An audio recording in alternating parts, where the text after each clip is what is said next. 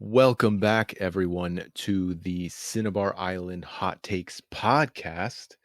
We have to my left JoeyDreams, and to my right we have DJBigC. What up, y'all? Joey, how are you, man? Been a Doing good, while, doing sir. good. It's been a grip, y'all. It's been going through some changes, but enough about me. I don't want to get make too sentimental about me, y'all. Um, you know, how are you doing? I feel like you asked everyone how they're doing. How are you doing today, sir? No, I'm doing great. Very blessed right now. We're going now into season 2, and that's just very exciting for me because not only do I get to play Pokemon with a lot of cool people, but I also get to express my creative energy in trying to help make this league just a little bit better than season 1, which is what we're trying to do with some new things that we're implementing this season that are actually taking shape. Last season we were talking about it, and this season they're happening, and it's great.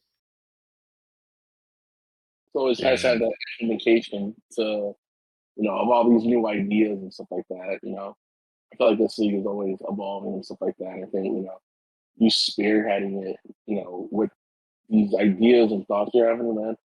I think it's great, man. I love it. You got a strong, second in season, and I think this league has looked probably the healthiest league I've seen since joining VGC, and that's got me, just take right in the train or that. Nah, this is by far the cleanest, most organized, most competitive league I've been in. Well, it's funny that you say that, and I do appreciate that because that is the most important thing as a goal. But for me, like, it's funny you mentioned that since like right now we just come off of a very popular sports entertainment, WrestleMania, and there's some changes that happened, and not really even thinking about the outcomes of the matches themselves, but just a lot of people been saying, oh, we're in the new era, we're in this new Paul Levesque era, Triple H, and because he's the new chief of everything. And when I saw that, and I saw all his positive reception to that, like everybody was just receiving him well, and the entire event he put together, I was like thinking about that in regards to the Cinnabar Island Draft League. Yeah. And like that's what I want. I want that for us. I want people to be like, this is a new era of VGC Draft League. This is it's a healthy environment. I wanted it to be easy for people to schedule their matches. I wanted it to be something where people would not be overwhelmed. And we have this new Elite Four system. We'll talk about that in a little bit, where people can play more matches, even if they lose their matches, and they can still maybe score some points so they can still be contenders and get practice. And that's just one example of something new we're implementing. And we have a scheduling system that's pretty easy to follow. As long as everybody can schedule their matches and they can communicate, and which it seems so far we haven't had any issues with. We have had 13 people register, and we've had a full retention of everyone. Nobody's fallen short. No one said, I can't make it. So that's really good. Those You are have the to things. admire. I was gonna say, we need to admire the fact that we also have people from across the world in this one this year. So I mean, this season. Yes. So we're Yeah. talking about 13, 14-hour differences. So the Yes. fact we were able to get the draft done in early draft only was an impressive feat in its own. Yes, I agree, bro. We got the early draft, which we did in a slow draft format, as Joe told us, because I didn't know that's what it was called. And people were able to draft over a period of 3 days, and we got it done before the actual draft day, which is rare. Which is really rare, by the way. Like, to have a slow draft with people from across the globe, not in the same time zones, multiple different time zones, and to have it completed in, was it? It was like 3 days, less than 3 days actually, because we finished it. It was like 2 days technically, and we finished it Yeah. like after. Honestly, it was a day and a half because we started a half a day, but whatever. Yeah, The Exactly. point is, it was done. but like the fact that it was done in basically like 2 days max across the whole globe is pretty impressive in itself.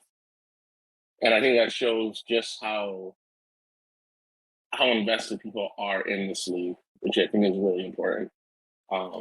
So that's a huge feat. I don't even know. Like, it's just mind-boggling. I've had football drafts where people were in different states, and we've had difficulties getting a hold of people and having time sync up and stuff like that in a slow draft format. And we've had slow drafts take, like a whole month. But the fact that we got it done in 2 days, impressive. Very impressive. Yeah, and that really helps in general with time. Like, just the draft day itself is, I like it. I'm definitely never going to take the draft day away, but if we could lean more into slow drafts every season, actually next season I'm thinking about we do it during a weekend to make it even easier for people maybe. Oh man, that would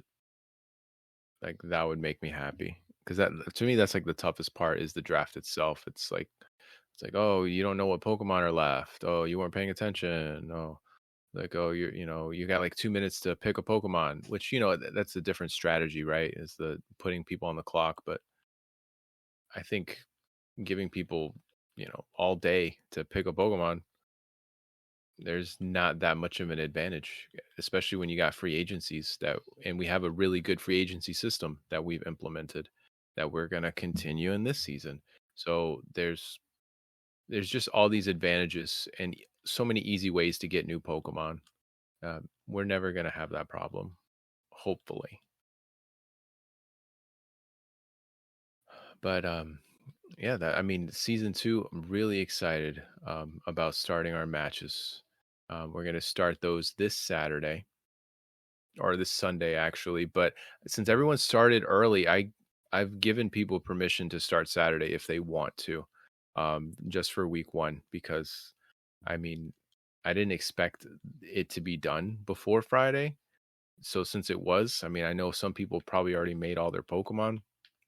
So I'm like, okay, if you're ready Saturday and your opponent is consenting, go ahead. And we'll put in the score. No big deal. So, well, there was a lot of things that went into place that happened out of order. And I'm not talking about the picking up of Tornadus. I'm talking about when, we had the champion pick, but then the champion wasn't also aware that of the Cinnabar S tier thing. So then he picked up a S tier Pokemon, already having an S tier Pokemon in reserve. And I really honestly didn't want to go back and say, hey, let's redo this pick. And then, because there have already been several picks that were made, so that wouldn't be fair to the people that had already been passed over. And I didn't pay attention to the fact that he picked up Tornadus and he already had Wellspring Ogerpon. So then that put either one of those in free agency. And instead of telling him to pick another Pokemon, I said, well, you just pick at the end which one you want. And then, of course, I was like, all right, well, then, whoever puts in a free agency for it will get it.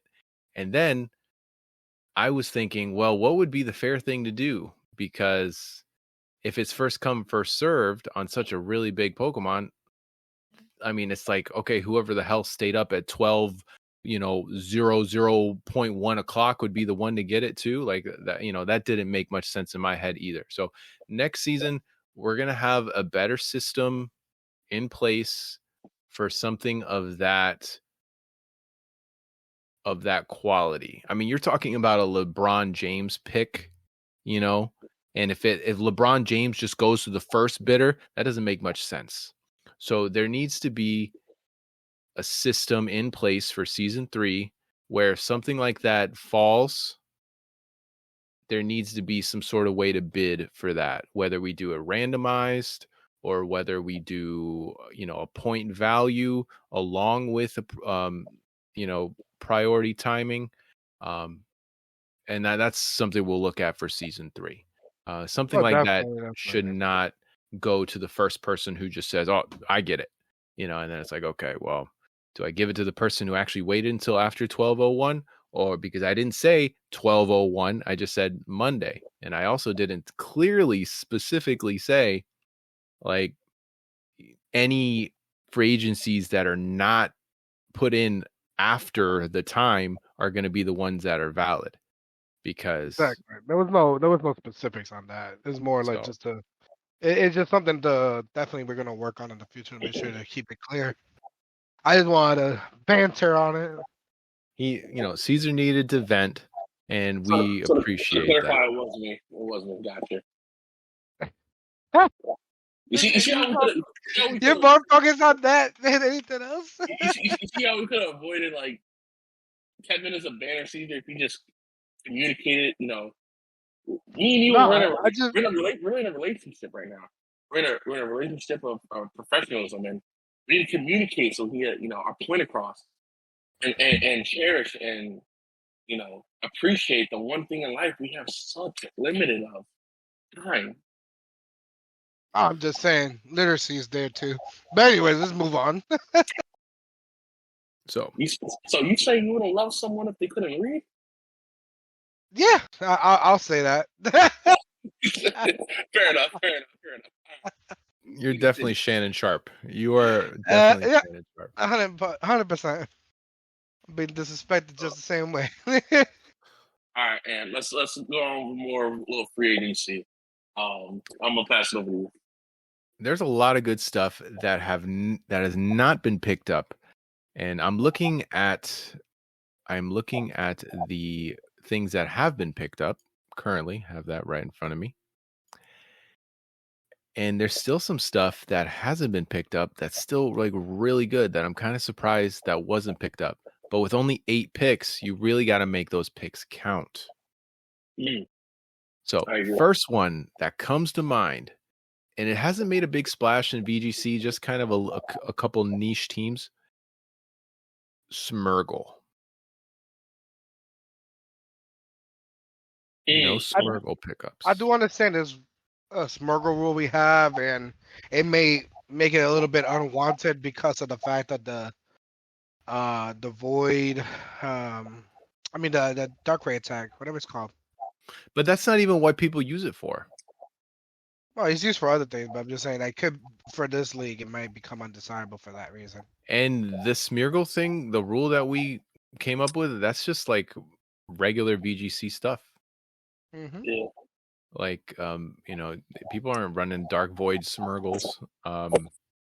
It still really provides a really huge benefit. I think really big benefit.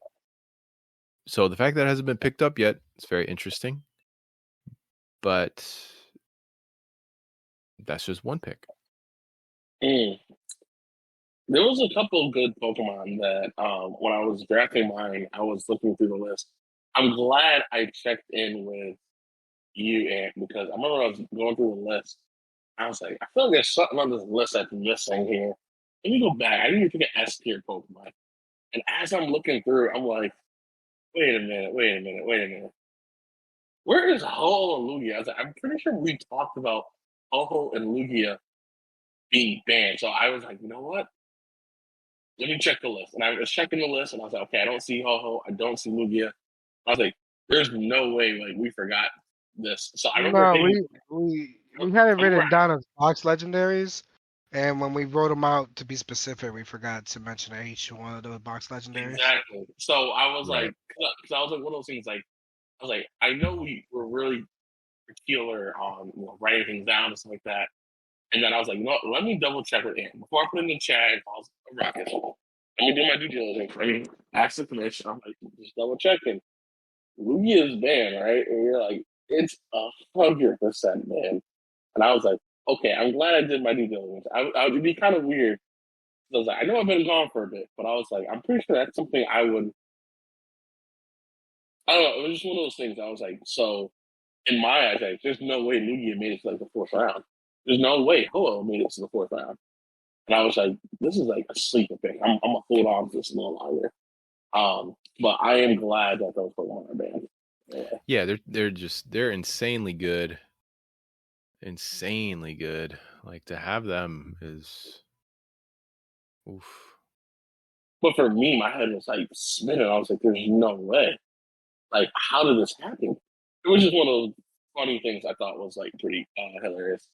Another Pokemon I think that's really, surprising, but then again, you see all the S tier Pokemon, and you're like, okay, I don't think we can, not every Pokemon's going to get picked. I really did think that some more mythical Pokemon would be picked. Jirachi was one I was kind of expecting to get picked a little early on to see if anyone's going to do a little spice on it. And then I was definitely surprised that Glacier lasted to the 8th round. Actually, I was really shocked about it. Oh yeah, that's another good one. Like it was amazing just how I was just shocked. I was very shocked. I was like, I thought that Pokemon got picked a little earlier. But everyone's S tier Pokemon is like extremely great. I did notice that Caesar did not pick up an S tier Pokemon. Actually, no, you have Wu-Chen. No, he's not S tier. No, Wu-Chen's not S tier. He hasn't picked it one yet. Yeah. So you haven't picked one yet, okay. Since Wu-Chen is more defensively based, I figured he's not too big a deal. Like, stall teams are really hard to run right now. So not that big a deal. See, when you said that, I had flashbacks to my first ever season of BGC when Pogo had Wu-Chen and Ting Lu, and he stalled me out of time, and he brought back so much trauma back, man. But he didn't beat me. That is true. But I think with the more things that are being introduced, stall teams are harder to use now. I mean, with more TMs, it's harder for people to make those things work. I mean, before it was like, okay, there's a limited pool, but now a lot of Pokemon have access to moves they didn't have before, and it really changes everything. Okay. Yeah, teams are just, they're very unique, I will say. But there's a lot of, I didn't mean to cut you off, but there's a lot of good Paradox Pokemon that were not chosen yet. They weren't really chosen last season either, but there's still some really good stuff out there. Iron Bundle went the whole thing. No one has it. And I agree. That was 2 names I was expecting. Iron Bundle I thought was going to get picked, 8th round for any teams that didn't have any. And then I thought Walking Wake. I didn't see Walking Wake in any of these teams either. No, he left in the first round. Second round. Yes, they did get Walking Wake in the second round. Someone did. I think it was the last pick he picked back to back. Walking Wake. Oh, gotcha. Okay, I gotcha. Man, see, it's strange with all these teams and stuff like that. There's so many Pokemon. Yeah, right now I'm working on creating a list of all the Pokemon that are available. That way I can start kind of blotting out Pokemon that have already been picked by everyone, and then everyone can have a board that they can look at, because it's easier than going online and seeing oh, okay, what's available, what can I grab. You could just go to the sheet, and then I'll try to organize it by not by tiers necessarily, but just organize it by what's the S tier, what's banned, and then everything else. And that should help a little bit. I think that's a good idea. Yeah, and then later on, I'll probably make it more like, you know, maybe start categorizing Pokemon, maybe like, all right, these are the prankster Pokemon, or these are like physical attackers, these are special attackers, you know, these are kind of like bulky supporters. And then people can like maybe make decisions based off of that a little easier. Another Pokemon I was surprised that was not picked. I'm double checking to make sure I'm not, you know, eating crow today. All right, 1 second. Okay. So, the Pokemon in question was Regigigas. I was for sure at one point that someone was going to be like, you know what, I'm going to get Weezing, Regigigas. Is Regigigas S tier on that list? No, he's not. Yeah, right. So I had a feeling like when you went Reggie still on your 8th round, I was surprised. And you were like, you know what, I'm going to get Regigigas or something like that. I'm going to try and cheese something first. So I don't know. I thought that was like something I thought you would have. Yeah, he's there. I Mhm. like him as an option, you know. He might be somebody I pick up. I know right now, like I can, like with Reggie Steele, I have this ability to switch into a lot of stuff without being one shot, which is really nice. And that's kind of what I needed with like the spread of different Pokemon I had. But yeah, Regigigas is out there, man. I might just start switching out my Pokemon for all the Reggies. Just go 6 Reggies and just be done. Bump all these other guys. I will say shout out to you for having 3 starter Pokemon on your team. Yes. I went for the fastest ones. The fastest ones that hit the hardest. I don't think Infernape is the fastest one, but you know. We did it for Akira Toriyama. Appreciate it, man. Appreciate it. But we got some good shit though. But yeah, Caesar, what you think so far, bro? What do you think of your team? What am I thinking of? What, the league or my team? Your team. My team? Oh, I can't talk about it yet. I can't talk about it. All I'm gonna say is the Entei, be careful. Be careful. Entei is here. Entei is here to stay the whole season. Entei in the rain. We're not ready for that. Oh, Entei in the rain. Oh, you're not ready. Entei, Terra, Water. Wow. Gonna be fast, boy. But having 13 people definitely made the pool a lot smaller.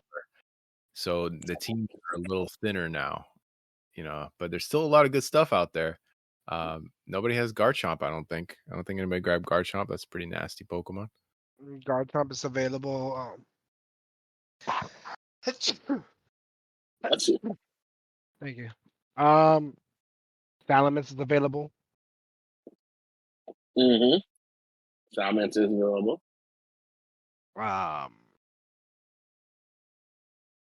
Trying to think of the top of my head who is somebody that. Okay, so of all the mythicals, you mentioned Jirachi, which is interesting that you would mention Jirachi, but the real mythical Pokemon that is a threat is really Meloetta. Okay, Meloetta. I'm a fan of Meloetta. I like the Pokemon. It has the ability to change stats in battle to be a more favorable matchup. As far as if you need certain defenses more than others, or if you need if you need more special attack or physical attack, it has that ability that no Pokemon really has in the game. So that's something to look at. It is an S tier Pokemon, so obviously, if you're not familiar with Meloetta, you're probably not familiar with being comfortable with giving up an S tier for it. But the power it brings is unique, and being able to provide that mix up without doing much, and then also being a Perish Song Pokemon on top of that as well. Throwing that out there. That's a good point, man. I didn't think about that. There's some interesting combos out there that I'm going to be looking forward to seeing this season from a lot of these newer people. I played with some of them in like another draft league and a couple other draft leagues, but you know, I can't tell you off the top of my head, you know, like how they're going to play or what their strategies are going to look like, because they all play very differently. I know that Peligro, who is Eric, dude is a good player, and he plays in a lot of draft leagues, bro. Well, I messaged him and I was like, hey, are you ready? It's your pick. And he was like, oh yeah, bro, I'm like in 5 other draft leagues, so I've gotten pretty good at picking Pokemon pretty quick. Like, he was one of the fastest people to pick. Like, every time it was up, he knew what he wanted immediately. And he also, I believe, has 0. Yeah, he has 0 S tier right now. Like my idea behind having no S tiers right now is really just making sure I read the field to see which S tier Pokemon to really focus on. Yeah, I think it's also a good strategy. You having no S tier Pokemon, when you feel like there's a need for it on your team, you're gonna have a higher priority than anyone else who's just swapping out, Pokemon weekly. If there's a Pokemon that you've been having your eyes on, or for example, like mid-season, Pokemon gets announced, or they release a certain Pokemon, I think that's a great opportunity for you, for someone who's sold out on that aspect of the competition. That puts you in line as probably the contender to get that Pokemon. And I know a lot of people were talking about Marshadow being a Pokemon that's going to be coming to BGC soon, especially with Pokemon Go having that whole thing where they're going to be dropping in Pokemon Go, possibly getting swapped over, I believe, through Pokemon Home, through the game, and having to be legal for Regulation G, or no, Regulation, throwing it into G. That could be a huge thing. I believe Marshadow is all right. The thing with Marshadow is with the Pokemon that are available now, that's the one for staying with, I believe, if I'm not mistaken. And if they do add Marshadow, it'd be interesting. But if he's considered to the level of a box legendary, we're not gonna allow it this season. So, because no, I agree. But what I'm saying is, like, hypothetically, it's a possibility. You know what I'm saying? Talk about possibilities all day. Yeah, 100%. For anyone who doesn't know the league, it's a possibility. There's always the opportunities, for new picks, and maybe things get spicy. You never know. Maybe we're thinking like, oh shit, maybe this guy needs to come in. I don't know. That's the first time of me hearing about Marshadow being potentially being available. So that's pretty cool. So yeah, where was you holding on to that? Good to know. So you holding on to that pick? Man, that could be the difference between, blowing everyone out of the water with that perfectly timed pick that at the end of, the regular season, that perfectly timed pick, who you're going to be battling on your side of the bracket. That could be a game changer, man. Turn everyone's, how they're prepping for playoffs upside down. Yeah, that's definitely going to change some things. It's definitely going to make things seem a lot different coming into season 3, or the end of this season and going into playoffs. Which so Caesar, I have a quick question for you. My bad. Sorry to cut you off, man. No, you're good. You're good. So Caesar, I have a question for you. What's up? Is there possibly, just yes or no, is there an S tier Pokemon that you have your eyes on, possibly, for adding to your team at the moment? Any of them could be added. I just chose not to. No. I said, is there a Pokemon you have in mind that you are thinking of adding to your team? Manaphy, probably. Okay. Well, just want to give you a heads up. Monday would be a great time for you to put that, little waiver wire claim in, because, once I beat you, you might need a little bench protection. You know what I'm saying?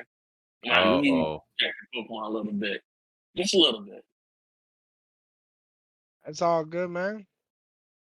It's true. You guys are playing your match in week 1, so we're definitely looking forward to that. And with the potential of new Pokemon being picked, you guys going head to head, which we know it's going to be a competitive match. We have a lot of competitive matches. I was looking at Neru's schedule, which, man, I'm really happy with the way the schedule was randomized. I'm really happy about that. I was looking at some of these matchups. Neru is going to be he's going to be playing against some new people in week 1. And that's going to be really fun for him because as season 1 champion, I know that he was kind of itching for some better competition. So I'm really hoping that some of these new guys with a lot of draft league experience, they're going to give it to him. And of course, he's going to be playing a lot of us as well. And we're not going to make it that easy for him.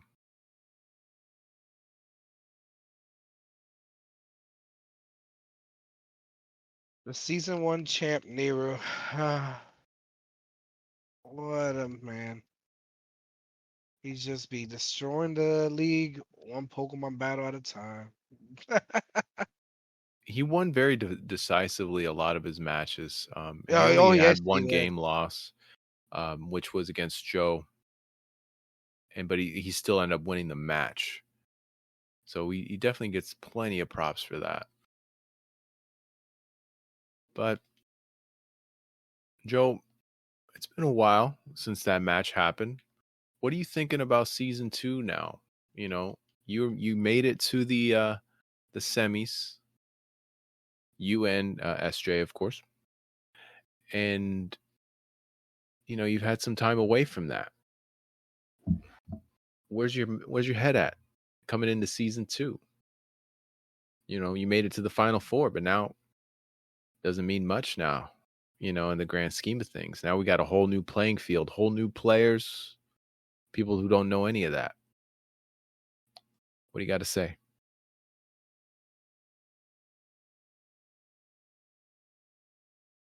Speechless. Yeah. Makes sense. I would be I'd be in awe too.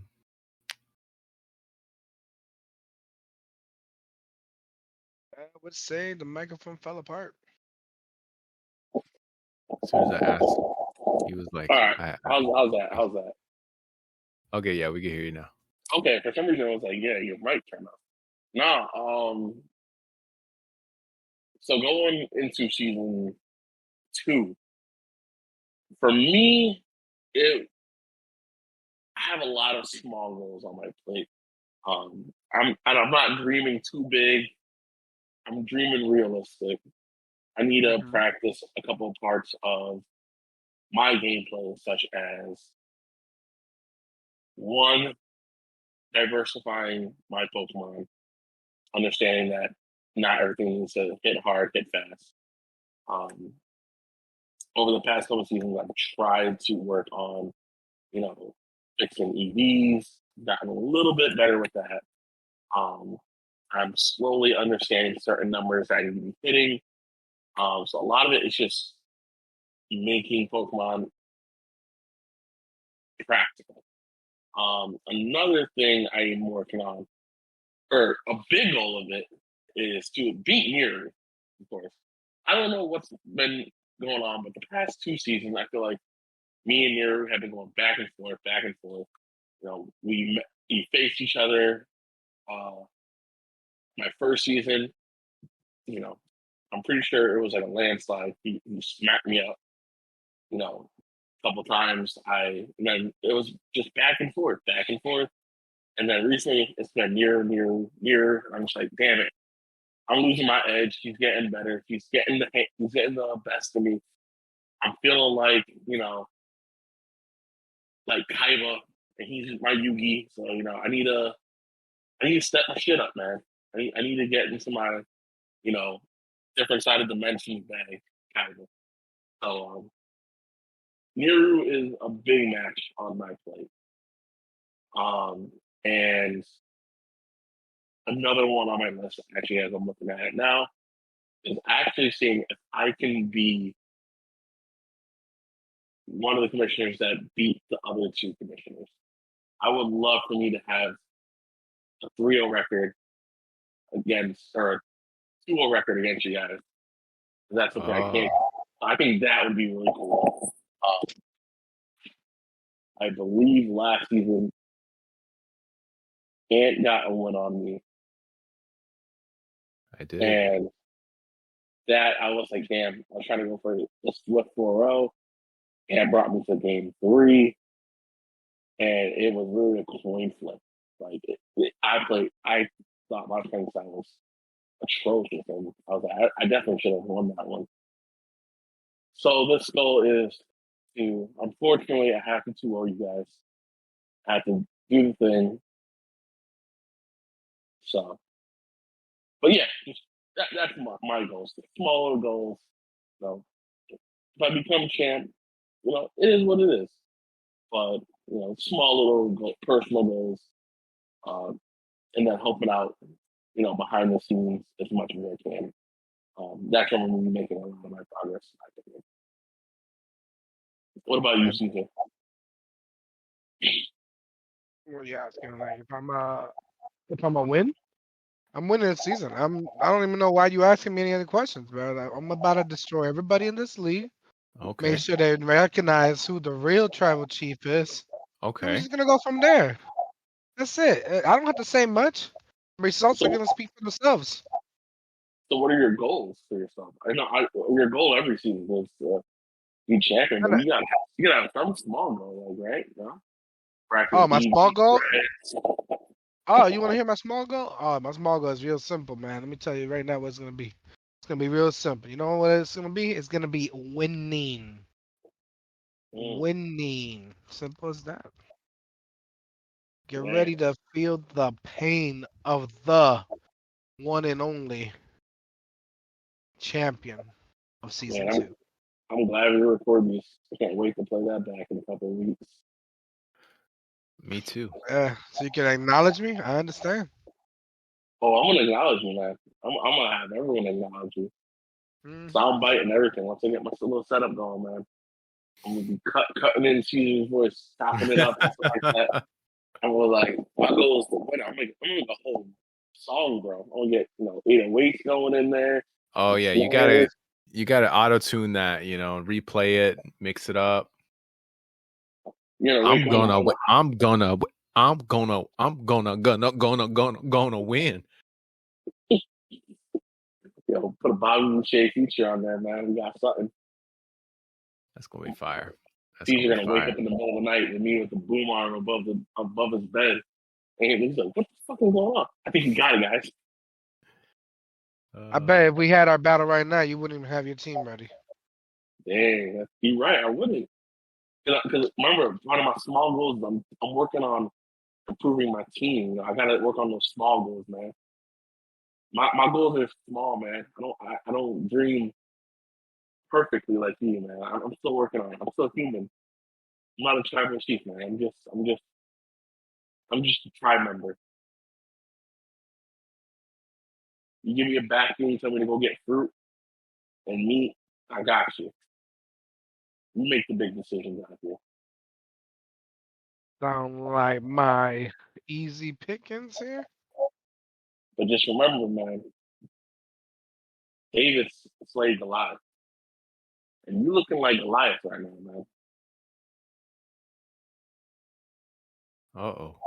I'm not David, man. I'm just a rock, bro. I might be the rock or something like that. Well, the power of friendship, that could be David, maybe. Tell him that rock right to you. The rock? Dwayne? Nah.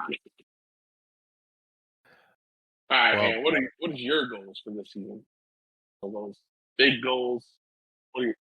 Something you're gonna improve on this season? Small goal is to just earn enough points to make playoffs. That's really the way I put my mind in every season. Is I just need enough points to get the playoffs. I want to win my matches. Yeah, 2-0s are great. 2-1s are better. They're worse actually, but 2-0s are better. 2-1s are okay. I want to have my matches at the time that I want to have them. Respectfully. Not anything too crazy. And then the big goals my mind's always on the league. My mind's always on trying to make this better.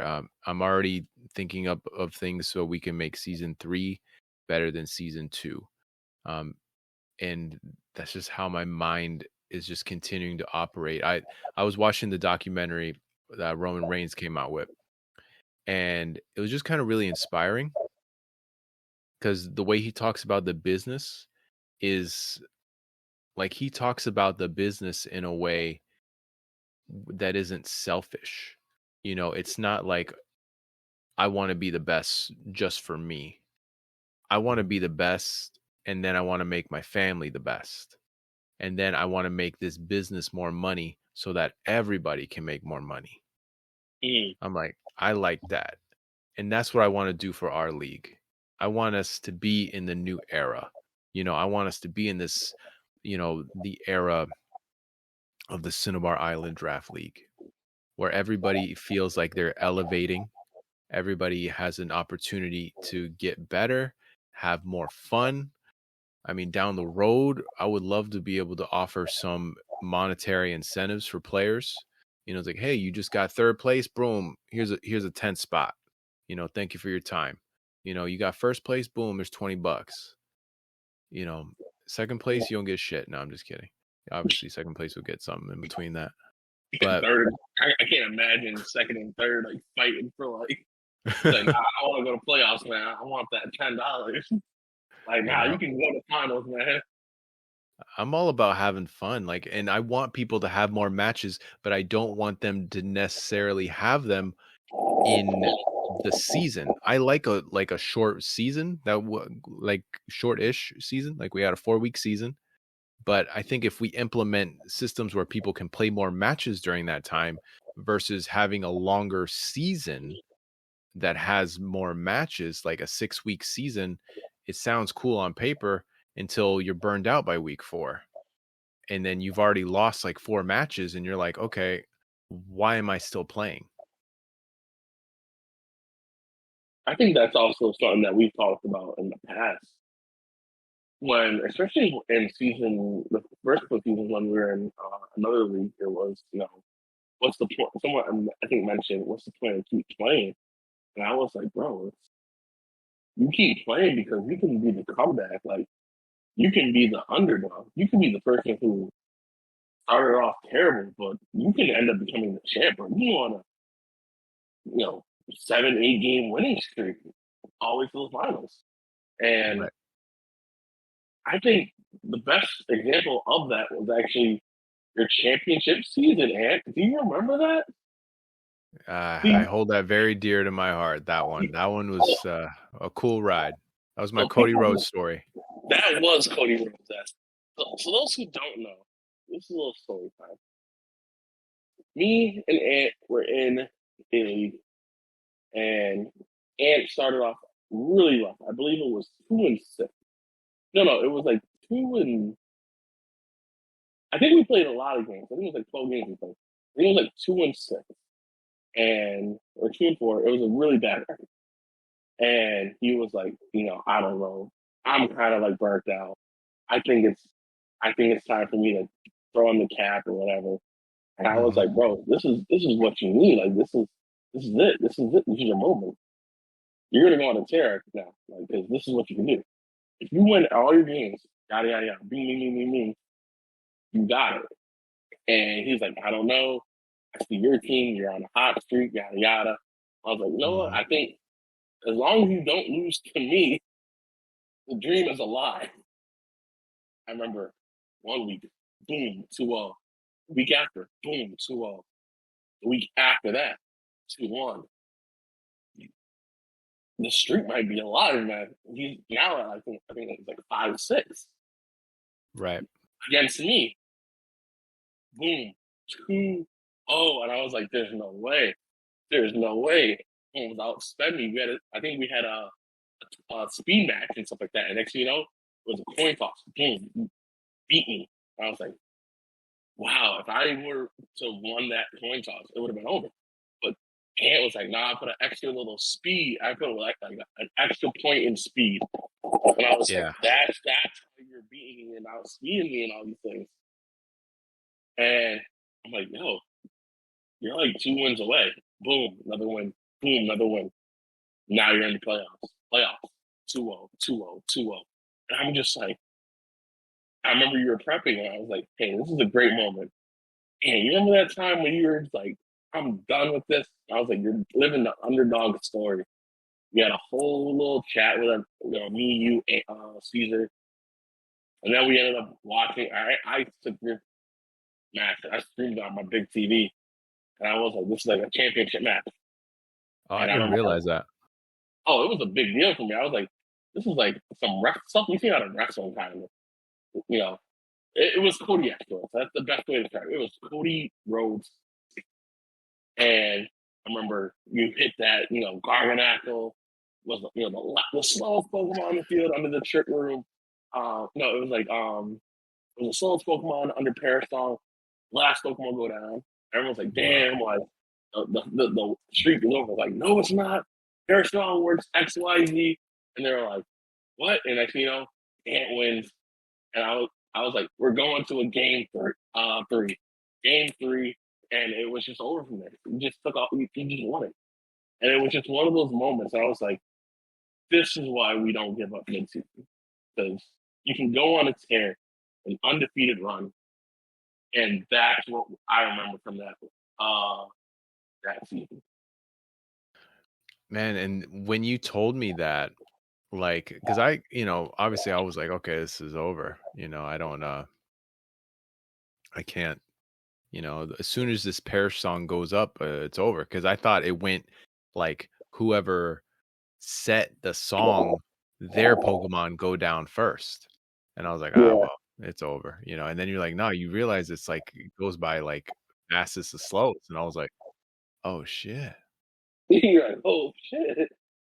And Garganackle slow as hell. I was like, oh, this is it. And then I was like, all right, let me see. And then I see his Pokemon go down, and then mine goes down last. And I was like, okay, but do I still win? And I was like, oh shit, yeah. And then after that, the next game, I just, I leaned into the strategy that I had with Dondozo and Tatsugiri. And then we made it happen. And it was wild. I had to beat some people that were really tough. I mean, Caesar was one of those people. Yeah. Lethal Injection was really on a good hot streak also. And because they were both ranked higher than me. And I was like, man, this is not going to be easy.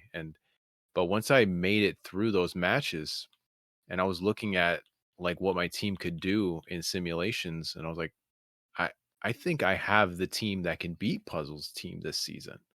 Like, this could happen. And we manifested, we made it happen.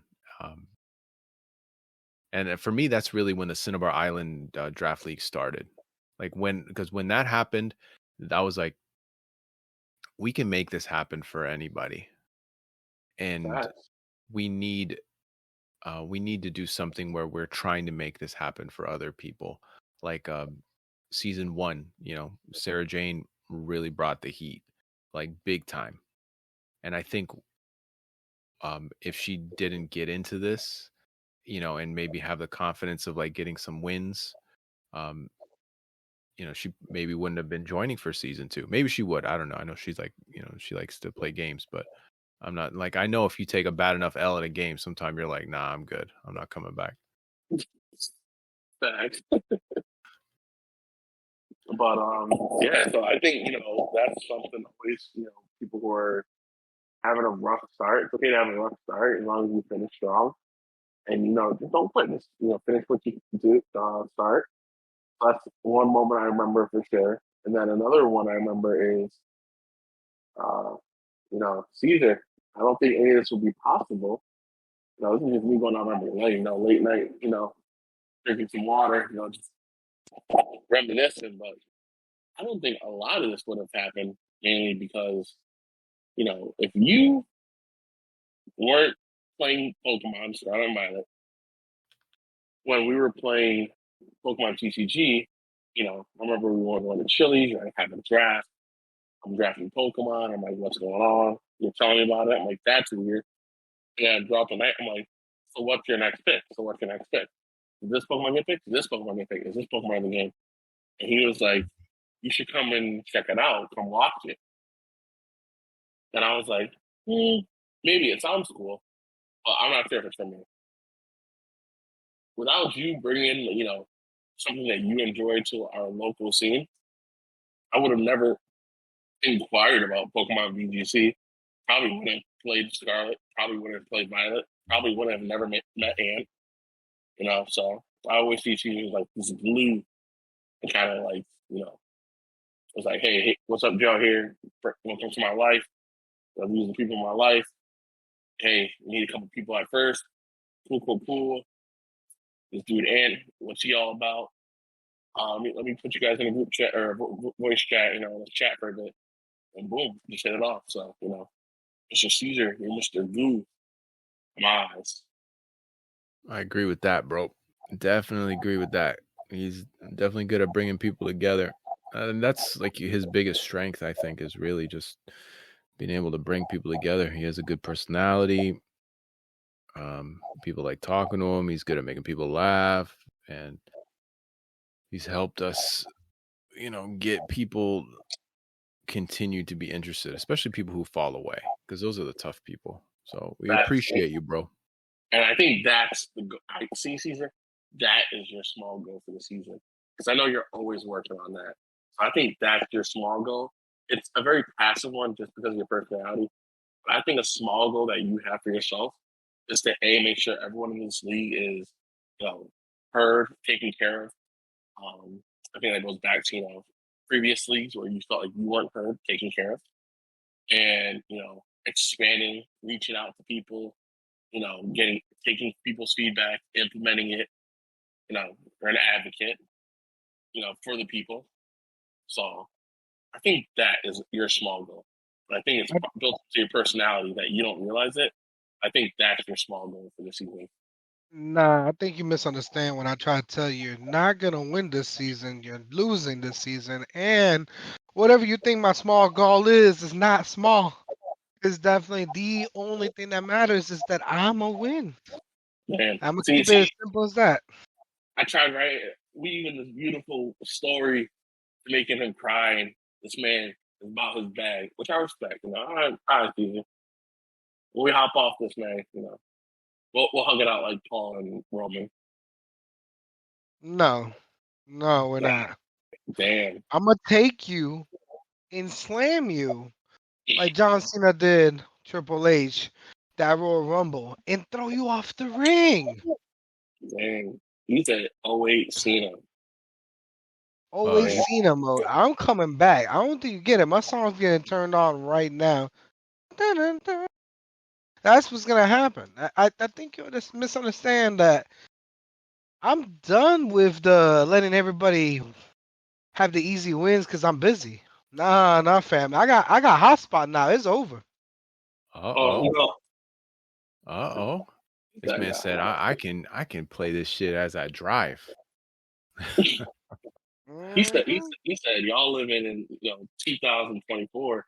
I'm living in New Domino City, Speed Rider. This man doing 5Ds on a Pokemon VGC. That's sick, man. Well, I hope it works out for you. I hope you get those dubs that you're claiming that you're gonna get.